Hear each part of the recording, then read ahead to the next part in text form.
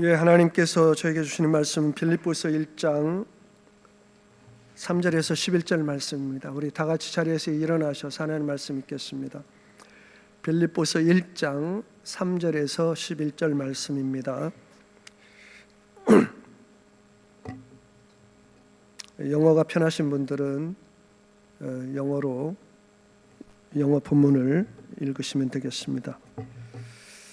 제가 하나님 말씀 읽어드리겠습니다. 빌립보서 1장 3절에서 11절 말씀입니다.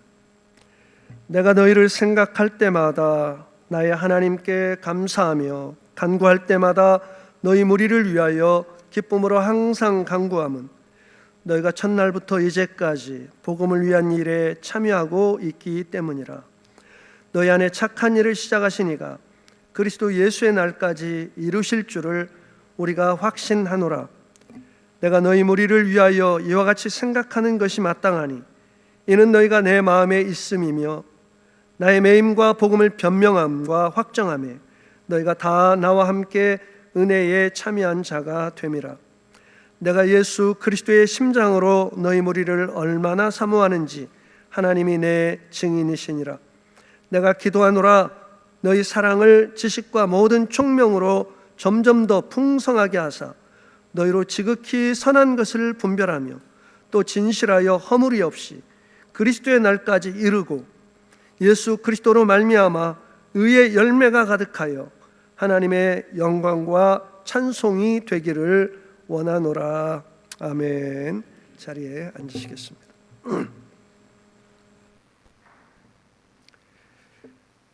작년에 멕시코 단기 선교팀이 돌아올 때 제가 공항에 라이드를 갔었습니다.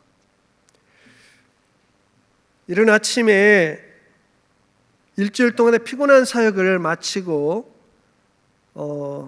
나오는 우리 모든 팀원들의 얼굴이 정말 달라졌더라고요. 교회에서는 보지 못하는 얼굴이었어요. 너무나 기쁨으로 가득한 모습이었습니다. 모두에게서 그냥 생기가 느껴졌어요. 이번에는 저도 단기 선교에 참여하게 됐습니다.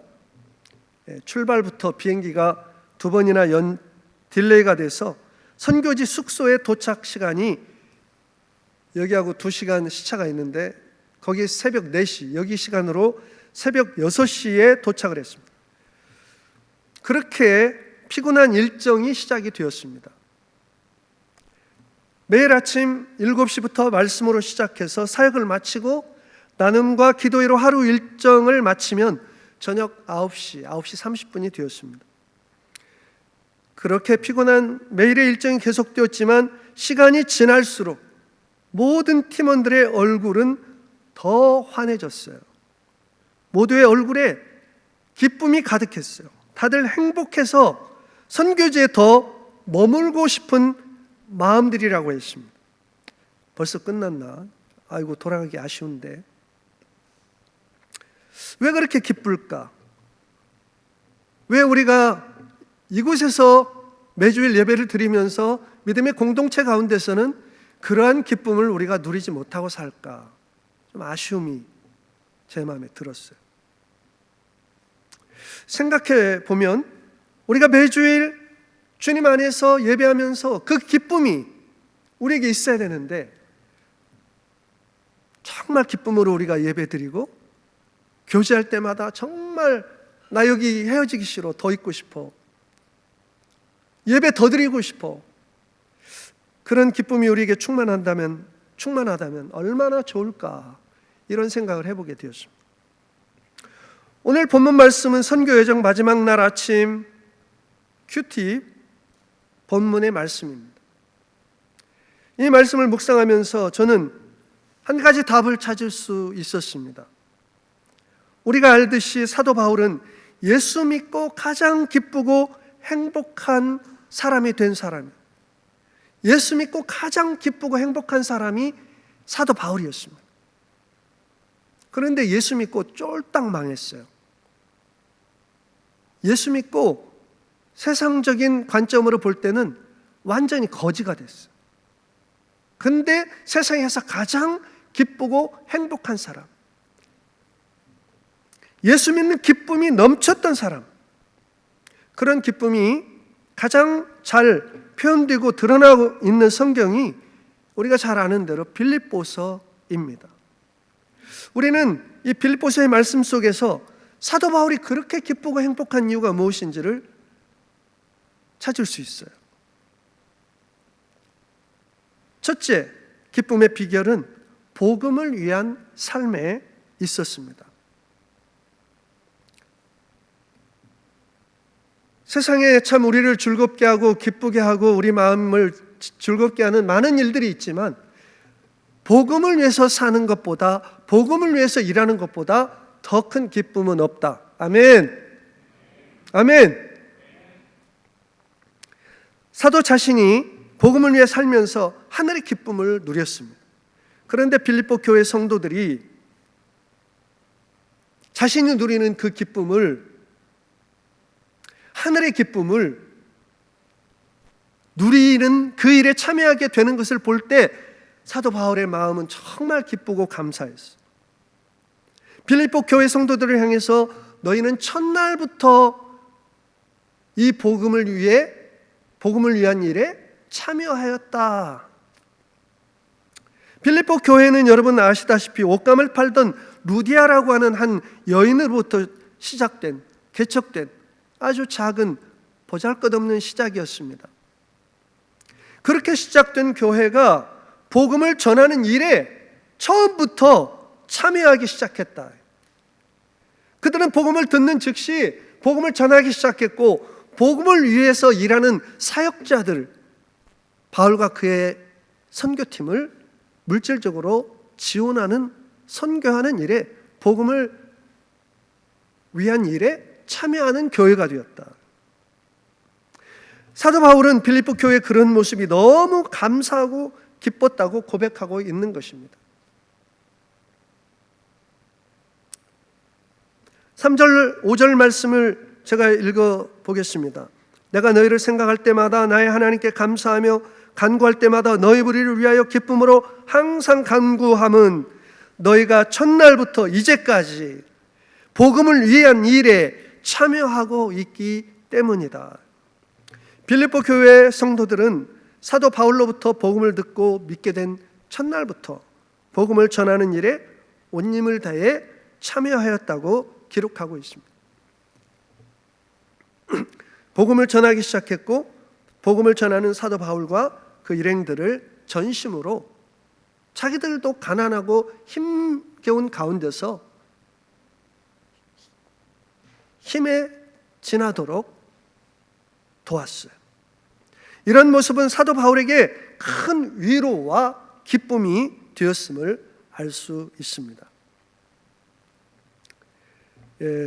교회에 오셔서 말씀을 들을 때 말씀이 들어오지 않으면 고개가 숙여집니다. 나하고 아무 상관없는 말씀이 하면 고개가 숙여지는데, 고개를 드셔야지 믿음이 생겨날 겁니다. 제 얼굴을 좀 보면서 말씀을 들으시면 좋겠습니다. 복음을 위한 일에 함께 참여하게 될 때 우리는 사도 바울이 누리는 그 하늘의 기쁨을 누릴 수가 있어요. 여러분은 너무 마음이 좋으셔가지고 하늘의 기쁨은 다른 사람 다 누리고 나는 그냥 이 땅의 기쁨으로 그냥 살아가겠습니다, 그러는 것 같아요. 복음을 위한 일에 참여하시기를 바랍니다. 여러분이, 우리 교회가 복음을 위한 일에 참여하게 될 때 우리 자신이 하늘의 기쁨을 맛보고 누리게 될 것입니다. 그리고 복음을 위해서 헌신하고 있는 사역자들에게 큰 위로와 힘이 될 것입니다. 빌립보 교회 성도들은 복음을 들은 첫날부터 그렇게 열심을 다해 복음을 위한 일에 참여했는데, 우리 교회는 이제라도, 저희 교회는 17년 됐고, 여인교회는 몇 년 됐습니까? 몇 년 됐어요? 18년? 예, 여인교회는 18년 됐습니다. 우리가 지금까지 못했으면 이제부터라도 복음을 위한 일에 그저 형식적으로 참여하는 것이 아니라 마음을 쏟아서 참여했으면 좋겠어요. 우리 커피 마실 돈을 한 달에 한 5잔씩 아껴서 그것으로 선교사를 위한 돕는 일을 했으면 좋겠어요. 이번에 제가 저희 교단에 속한 선교사님 한 분을 만났는데 자녀가 셋이 있는데 한국에서 성균관대 3학년에 다니는 딸이 있었어요. 2년 만에 왔다고 하더라고요. 딸하고 가족들하고 함께 좀 휴가를 좋은 시간을 좀 보내시라. 그럴 형편이 안 된대요. 제가 필리핀에서 그런 경험을 했기 때문에 마음이 아팠어요. 가족들하고 참 좋은 시간을 보내면 얼마나 좋을까. 선교사 형편이 뻔하지. 생활도 겨우겨우 하게 되는데 휴가는 사치지.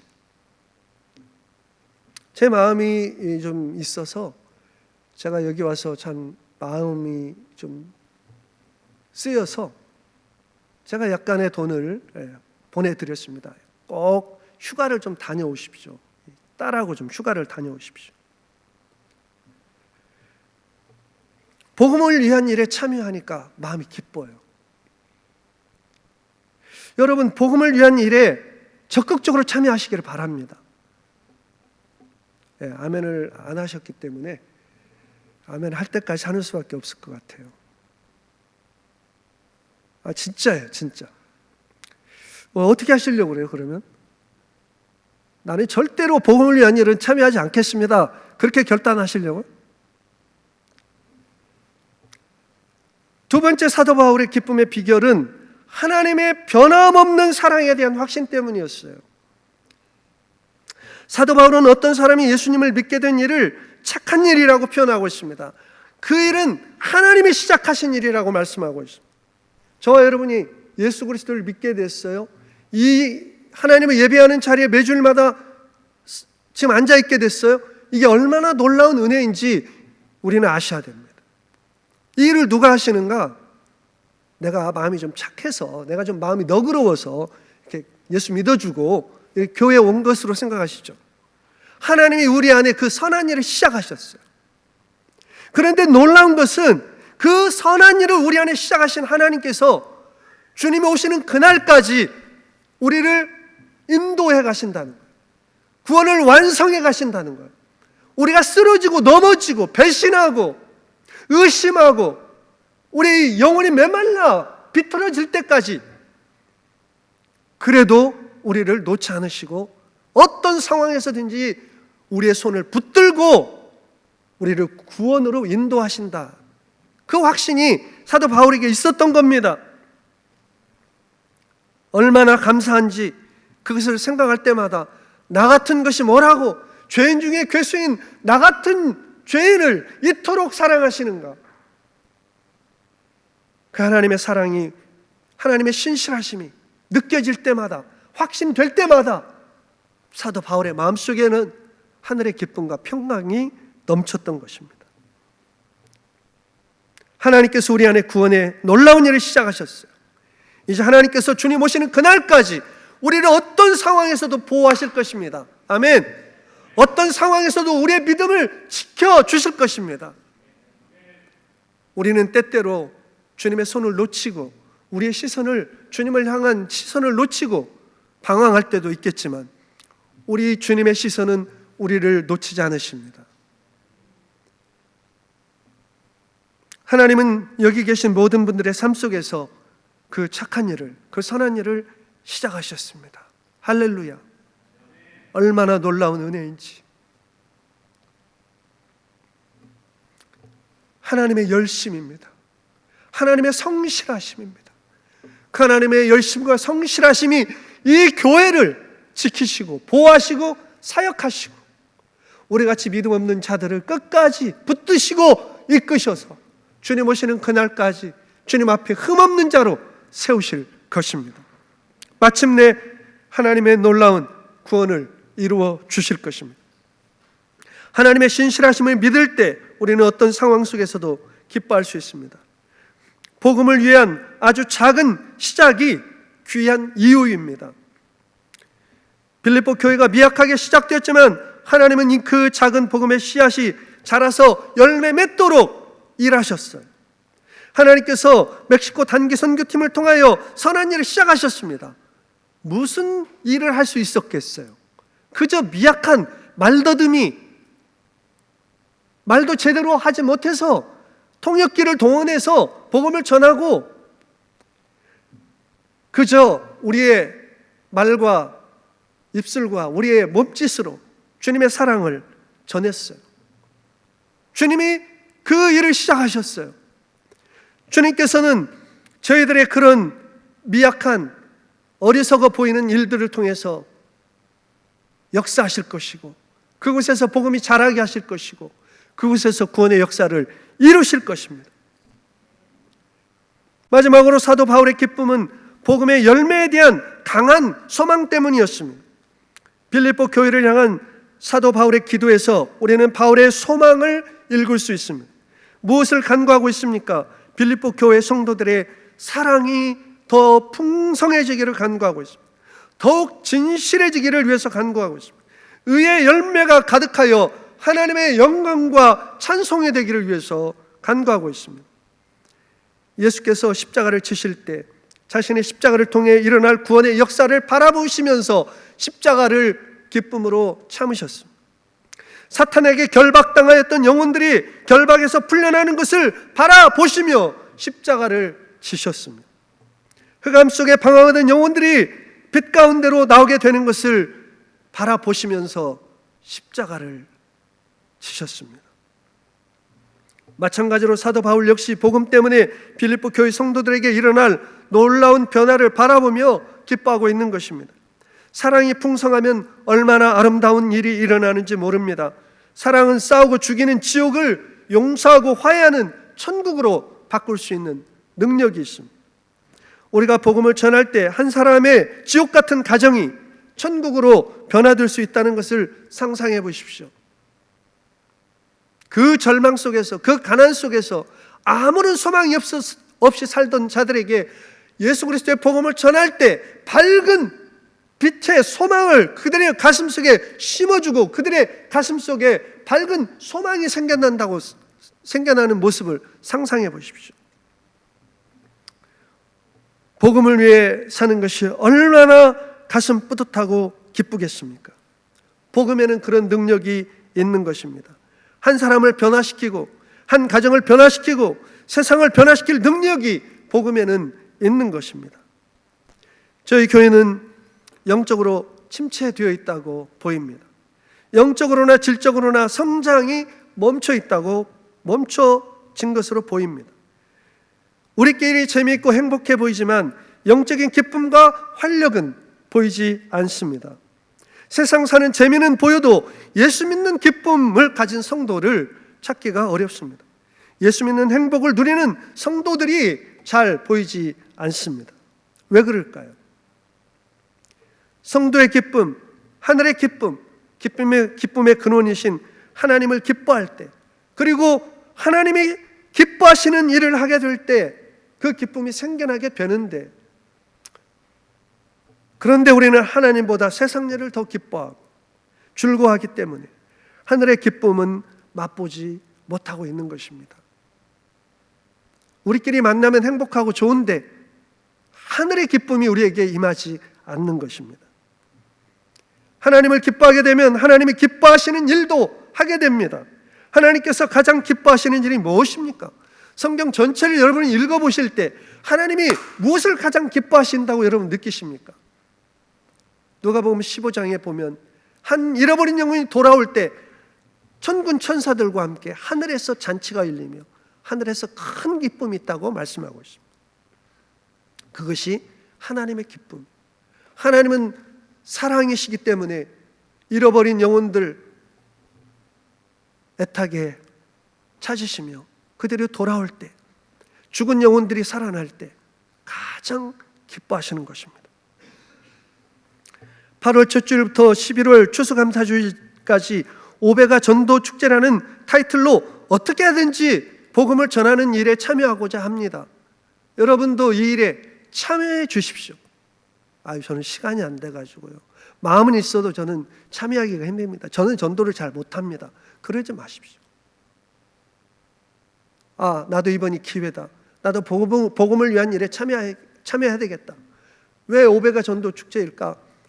나 자신을 포함해서 예루살렘과 유대와 사마리아와